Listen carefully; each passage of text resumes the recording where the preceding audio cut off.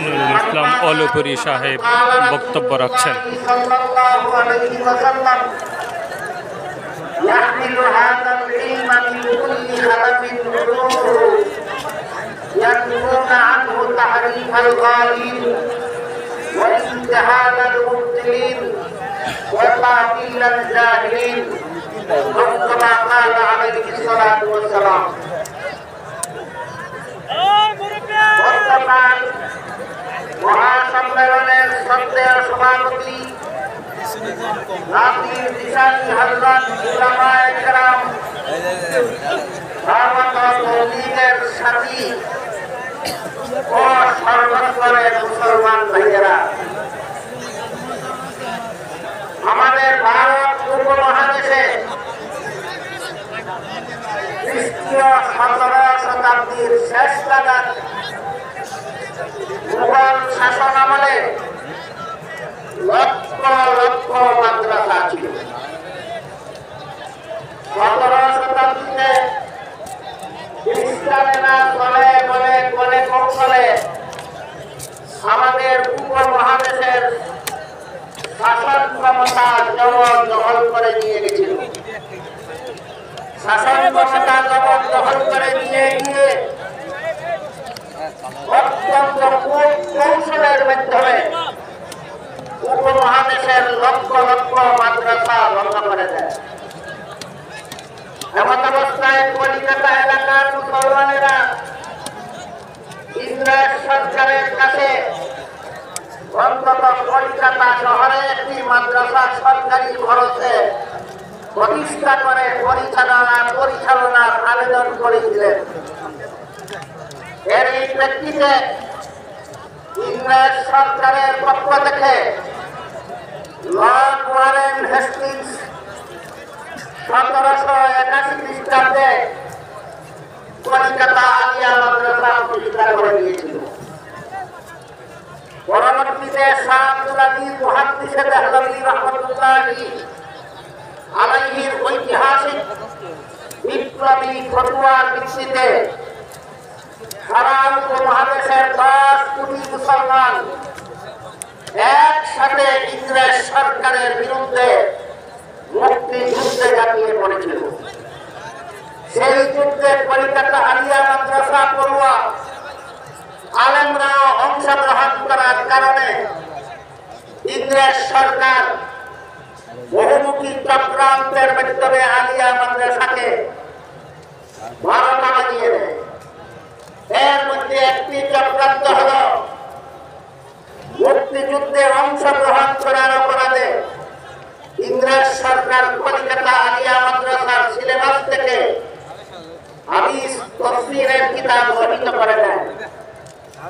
ইসলামী শিক্ষার এই চরম দুর্দিনে হযরত আবু বকর সিদ্দিক রাদিয়াল্লাহু আনহুর পরবর্তী প্রজন্মের এক উজ্জ্বল নক্ষত্র আল্লামা কাসিম নানতুবি রাহমাতুল্লাহি আলাইহি উপমহাদেশে ইসলামী শিক্ষার পুনর্জাগরণে এগিয়ে আসলেন এবং 1866 খ্রিস্টাব্দে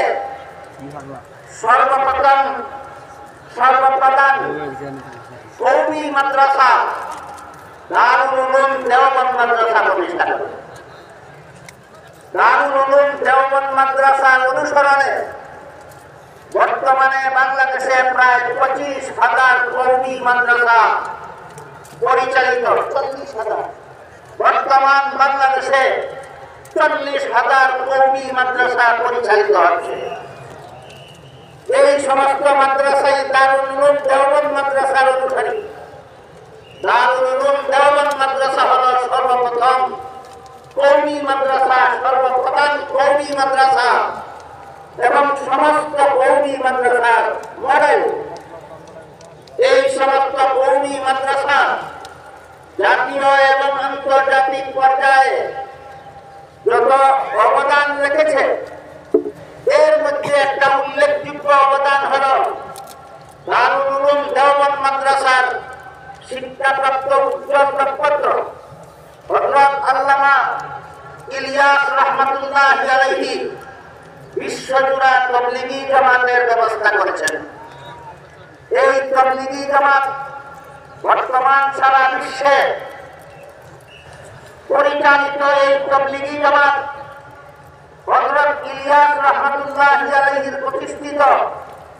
আর ইলিয়াস রাহমাতুল্লাহি আলাইহি সর্বপ্রথম কওমি মাদ্রাসা দারুল উলুম দেওবন্দ মাদ্রাসার অবদান। এই অবস্থায় ইহুদি খ্রিস্টানেরা যখন দেখল যে ইসলামের অবদান, মুসলমানের অবদান, ইসলামী শিক্ষার অবদানে বিশ্ববাসী উপকৃত হচ্ছে, তাই এই অবদানকে বানচাল করে দেওয়ার জন্য চিরাচরিত অভ্যাস থেকে মুসলমানের আন্তর্জাতিক খ্যাতমান আন্তর্জাতিক অবদানকে বানচাল করার এজেন্ডা বাস্তবায়ন করার জন্য ইহুদি খ্রিস্টানদের পক্ষ থেকে কুখ্যাত সাদ আত্মনিয়োগ করে। এই সাদ স্বঘোষিত পদ্ধতিতে নিজেকে তাবলীগী জামাতের আমির বলে ঘোষণা দেয় আর ইসলামের বিরুদ্ধে, মুসলমানের বিরুদ্ধে, কোরআন হাদিসের বিরুদ্ধে, ওলিয়া উলিয়াগণের বিরুদ্ধে, নবী রাসূলগণের বিরুদ্ধে, এমনকি স্বয়ং আল্লাহর বিরুদ্ধে কুরুচিপূর্ণ বক্তব্য এবং কুফরি বক্তব্য সমূহ প্রদান করতে থাকে। যে কারণে সারা বিশ্বের তাবলীগী জামাতের মূল ধারা এই সাদ এবং সাদের কুখ্যাত অনুসারীদেরকে তাবলীগী জামাতে অবাঞ্ছিত ঘোষণা করেছেন। এই কুখ্যাত সাদ তাদের অনুসারীদেরকেই তার নামে সাদপন্থী বলা হয়। এরা যদিও শিক্ষিত সমাজে সাদপন্থী নামে পরিচিত, কিন্তু সর্বস্তরের মুসলমানদের কাছে এরা সাদিয়ানি নামে পরিচিত। এই সাদিয়ানি গ্রুপ, সাদের অনুসারী সাদিয়ানি গ্রুপ ইহুদি খ্রিস্টানের এজেন্ডা বাস্তবায়ন চলবে তাবলীগের মূল ধারায় বিচ্ছিন্নতা সৃষ্টি করেছে। এরা মূল ধারার তাবলীগী নয়, এরা তাবলীগের নামে বিচ্ছিন্ন ভাবানী। যেমন ভাবে কাদিয়ানীদের ইসলামের নামে কর্মকাণ্ড চালাবার কোনো লিখা নয়, তেমনি ভাবে সাদিয়ানীদের তাবলীগের নামে কোনো কর্মকাণ্ড চালাবার লিখা নয়। আমি এই মহাসম্মেলনের পক্ষ থেকে বর্তমান অন্তর্বর্তীকালীন সরকারের কাছে আবেদন রাখতে চাই, বাংলাদেশে কাদিয়ানীদেরকে যেভাবে ইসলামের নামে কর্মকাণ্ড চালানোর পর নিষিদ্ধতা আরোপ করতে হবে, তেমনি ভাবে বাংলাদেশে তাবলীগের নামে সাদিয়ানীদের সকল প্রকার কর্মকাণ্ডকে নিষিদ্ধ ঘোষণা করতে হবে। কাদিয়ানী বাংলাদেশে অবাঞ্ছিত, কাদিয়ানী গ্রুপ বাংলাদেশে অবাঞ্ছিত, সাদিয়ানী বাংলাদেশে অবাঞ্ছিত, সাদিয়ানী গ্রুপ